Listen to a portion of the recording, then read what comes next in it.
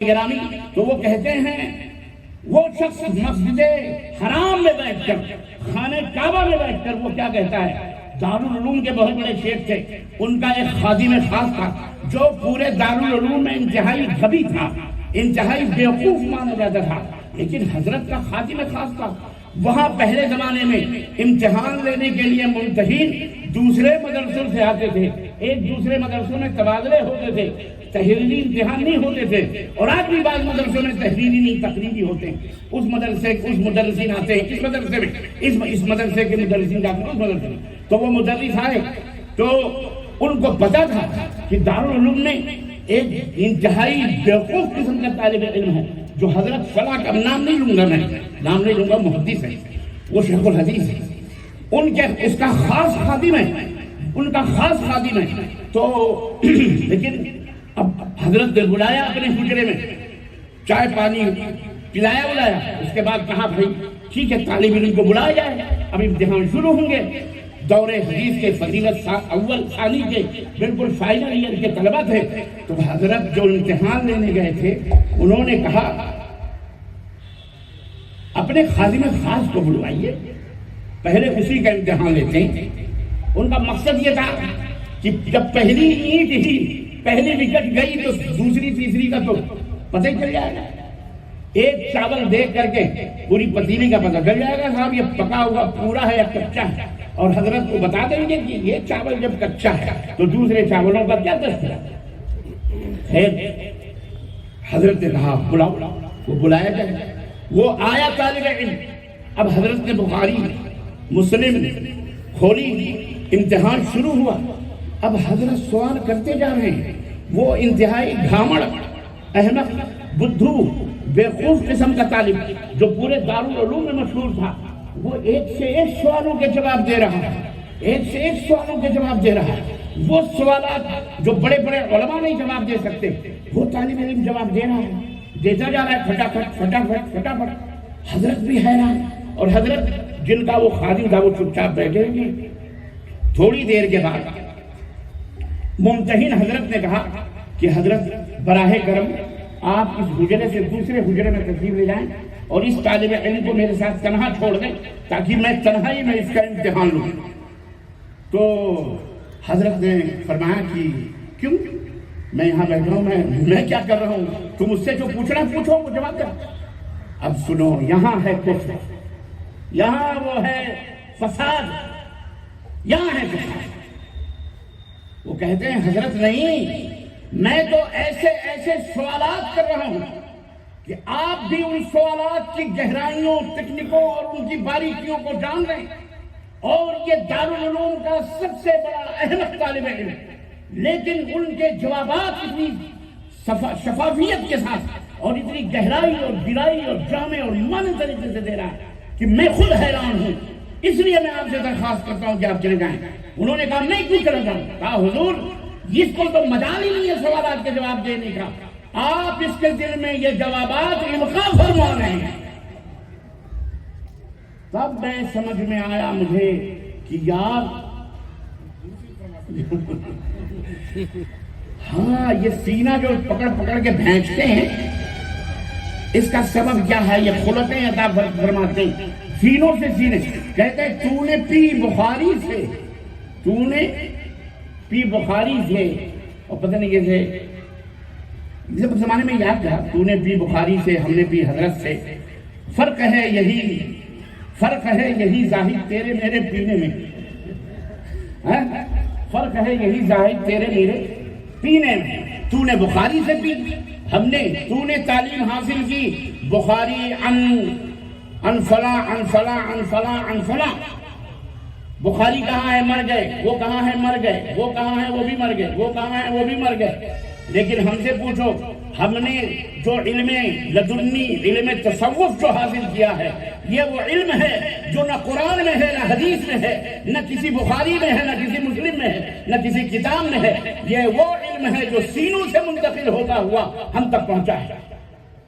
اب جہاں ایسی پٹی پڑھائی جا رہی ہو اور ایسے مورخ سامعین بیٹھے ہوں تو وہ نعرہ نہیں لگائیں گے تو ناری لگائیں گے, نعرہ لگائیں گے سبحان اللہ. اور وہ بھی کہتا ہے بولو سبحان اللہ، اور لوگ کہتے ہیں سبحان اللہ۔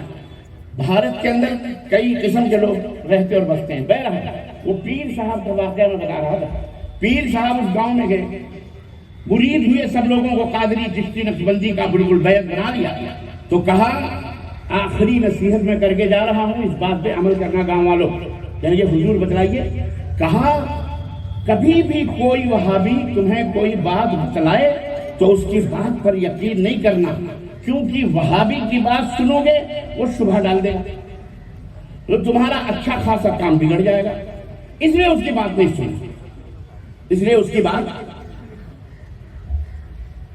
خیر کہا ٹھیک ہے۔ پورے گاؤں والوں نے بیعت کر لی، پیالہ والا پی لیا، حضرت چلے گئے۔ کچھ دنوں کے بعد ایک بیچارہ وہیں تیل پھیرنے والے ہوتے نا، تیل نکالنے والے، وہ بیچارہ اپنا تیل نکالنے کا کولہو لگایا ہوا اور بیل بھی اسی کے اندر گھومتا تھا، اور ان کے بیل کے آنکھوں پہ پٹی ہوتی ہے، سیدھے بیل دیکھتا، دائیں بائیں نہیں دیکھتا، سیدھے ہی دیکھتا، ہاں بالکل کہیں ادھر ادھر پیر نہ ہونے پائیں، بالکل اسٹریٹ وائز دیکھا۔ تو اس کے اوپر وہ بیٹھا ہوا تیل پھیرنے والا آدمی بیٹھا ہوا نہیں، بس وہ بیل چل رہا ہے چل رہا ہے چل رہا ہے اور تیل بھی نکل رہا ہے۔ تھوڑی دیر کے بعد ادھر سے ایک وہابی کا گزر ہوا، پیر صاحب نے بھی یہ واقعہ بتایا اپنی بات کی دلیل کے لیے کہ کیسے وہابی شبہ ڈالتا ہے، سنو۔ ادھر سے ایک وہابی گزرا اور اس نے دیکھا کہ یہ تو تیل بھی نکل رہا ہے، بیل بھی چل رہا ہے، یہاں کوئی آدمی بھی نہیں ہے، تو ادھر ادھر دیکھا تو بولا ایک آدمی گھر کے پیچھے ہل چلا رہا ہے، تو اس کا بلایا، کہا بھیا ذرا سننا، کہا کیا بات ہے، کہا ادھر آؤ، آیا، کہا کیا بات ہے بھائی، کہا یار مجھے ایک بات بتاؤ، یہ تمہارا کولو ہے؟ کہتے ہیں ہاں۔ تمہارا بیل ہے؟ بولے ہاں۔ اور تم کیا کر رہے ہو؟ بولے میں کھیت جوت رہا ہوں۔ بولے یار بیل کام تو دو کام، کھیت بھی تم جوت رہے ہو، وہ بھی کام ہو رہا ہے، تیل بھی نکل رہا ہے، یہ تو عجیب ٹیکنک ہے، مجھے بھی بتاؤ آخر یہ بیل اپنے آپ چل کیوں رہا ہے اور تم وہ بھی کام کر رہے ہو، یہ بھی کام کر رہے ہو؟ تو وہ جانکار آدمی تھا، اس نے کہا بھیا تم ہو وہابی، میں تمہیں یہ بات نہیں بتاؤں گا۔ کہا کیوں؟ وہابی ہونے سے کیا بتاؤں؟ کہا تم ابھی کوئی نہ کوئی صبح ڈال دو گے، میرا کوئی نہ کوئی ایک کام رک جائے گا، صبح ایک بجے میں پریشان ہو جاؤں گا، ابھی تو میں دونوں کام کر رہا ہوں۔ کہا یار ایسی بات نہیں ہے، مجھے بتاؤ یار اس میں کون سی بات ہے؟ کہا نہیں بتاؤں گا۔ چاہو تم اب بازار جا رہے ہو؟ کہا نہیں، آج تو میں یہیں بیٹھوں گا، تجھے تو بتانا ہی پڑے گا کہ آخر یہ بیل بھی کیسے چل رہا ہے، تو اپنا کام بھی کیسے کرے گا۔ جب تک بتائے گا نہیں، جب تک نہ میں جاؤں گا نہ تجھے میں وہ حل بھی نہیں جوتنے دوں گا، یہ بیل بھی روک کے رکھے گا۔ اب جب اس وہابی نے ضد کیا تو اس نے کہا ایک بات بتاؤں گا لیکن ایک شرط۔ کہا کیا شرط ہے؟ کہا کہ تم کوئی کچھ بولنا نہیں، میں بتا دوں گا سن لینا چلے جانا، لیکن اس کے اوپر کوئی ٹپڑی نہیں کرنا، کچھ تبصرہ نہیں کرنا، مجھے کچھ بولنا نہیں۔ تو اس نے کہا ٹھیک ہے دیکھیں گے، پہلے تو بتا تو صحیح آخر یہ کیسے۔ کہا اصل میں بیل کے گلے میں باندھی ہے میں نے گھنٹی، گھنگرو لگائے ہوئے ہیں، اور میں اس بیل کو مار کے چلا جاتا ہوں تو بیل جب تک چلتا ہے وہ گھنٹی بجتی رہتی ہے، ادھر میں ہل بھی جوتتا رہتا ہوں، میں سنتا رہتا ہوں، اور میں جانتا ہوں کہ اب تک بیل چل رہا ہے۔ جب گھنٹی کی آواز بند ہو جاتی ہے تو میں جان جاتا ہوں کہ بیل رک گیا ہے، تو آ کے اسے ایک ڈنڈی مار دیتا ہوں، پھر بیل چلنے لگتا ہے اور اپنا ہلکا کام میں کرنا شروع کر دیتا ہوں۔ ہاں یہ بات تو واقعہ سمجھ میں آ رہا ہے کہ نہیں آ رہا؟ ہاں غور سے سننا، اس میں بڑی باریکی بات چھپی ہوئی ہے۔ میں کہا ہاں یار یہ بات تو صحیح ہے، لیکن ایک بات مجھے بتا، بس اللہ کے لیے تو جا۔ یار مجھے سمجھاؤ، بولے بولنا نہیں، یہ پیر صاحب نے منع کیا، تو ضرور کوئی نہ کوئی شبہے کی بات۔ بولے یار شبہے کی بات نہیں ہے، مجھے ایک بات بتا دے بس۔ کہا نہیں میں تجھے نہیں بتاؤں گا۔ کہا تو بھلے نہ بتا لیکن میں بولے دیتا ہوں، سنو نہ سنو میں بولوں گا۔ کہا یار اگر کچھ گڑبڑ ہوئی تو بولے سمجھ لینا۔ اس نے کہا ایک بات بتا، اگر تو ادھر ہل جوت رہا ہے، یہ بیل چلتے چلتے رک کر اور منڈی یوں ہی ہلاتا رہے اور گھنٹی بجتی رہے تو بیٹا تو سمجھے گا کہ بیل چل رہا ہے اور تو جوتنے میں لگا ہوا اور تیرا کولو بند۔ کہا دیکھا صبح ڈال دیا نا۔ اسی لیے پیر صاحب نے کہا تھا وہابی کی بات۔ یہ منطقیں، یہ واقعات، یہ قصے، اللہ کے بندو اب علم کی روشنی دنیا میں پھیل رہی ہے۔